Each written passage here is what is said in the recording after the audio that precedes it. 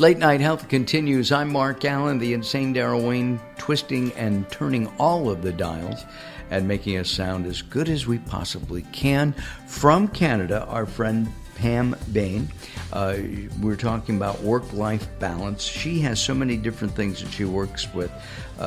She works with the Evolutionary Business Council, Wildfire workshops, and much, much more. And she and I are going to co-write a book, Cyber Free Saturdays. I'm just teasing, but I know. It's so good. But it's a good idea. It really is. Yeah. I like the idea. I actually turn my phone off on Saturdays for about 3 hours. Other than that, it's on all the time, will be answered. Except when I'm here in the studio, and I do have it on now. I'm passing it over to my friend Daryl to keep it away from me so I don't look at it. And so it doesn't get in the way. Mm-hmm. Do you think that in our society today, in the 21st century, in Western civilization, we have become so technology-oriented? And I'm talking from young ages. I've seen 10 and 11, 12-year-old kids playing with their phones, all the way up to 90-year-old people or older working on their computers. Yeah. But again, it's a way for people to connect. It's just a different way. Like the Evolutionary Business Council, we have members around the world. And, different time zones, different things, different, we have Serenity in Australia. We have Pat Duckworth in the UK. She's many great. Across Canada and the US. So we use the technology, and again, it's using it so that it benefits, the membership. We have a private Facebook page so that people can gather. Like it's a gathering around your computer, but it's a connecting point.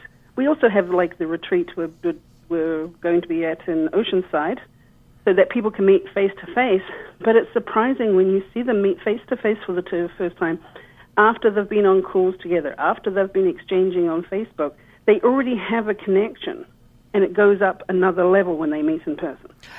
Which is true because Robert and I have been talking weekly for 2.5 years. We've never met. Oh.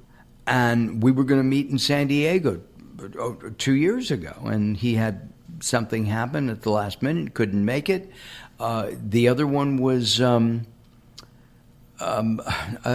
Christine Powers, was the same thing. I just met Christine in Las Vegas.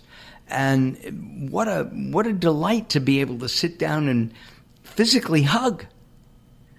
Exactly. And that's my part of the technology that to me doesn't work, in that there really isn't that eye contact, even though you're Skyping or Zooming or whatever they call it this week, FaceTime. There's that lack of humanity. And I think it's also how we approach technology. If you see it as a barrier, or it actually becomes a barrier.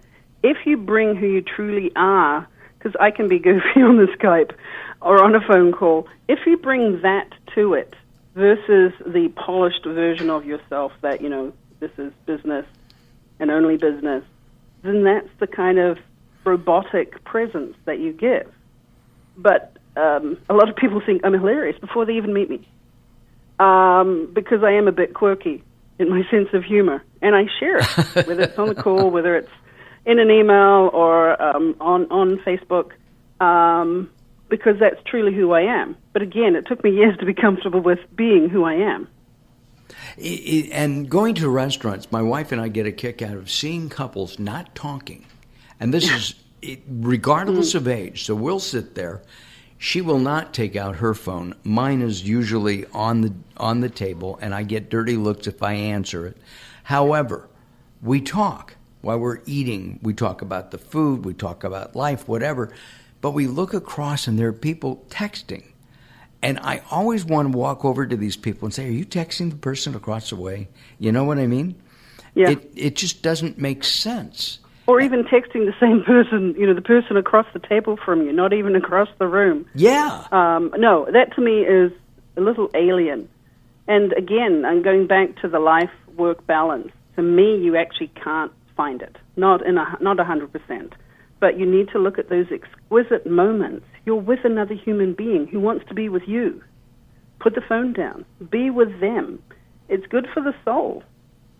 Ooh, that reminds me that speaking of the word soul, in just a little bit, in about, little over 20 minutes, we will be talking with Robert Clancy, the author of The Hitchhiker's Guide to the Soul.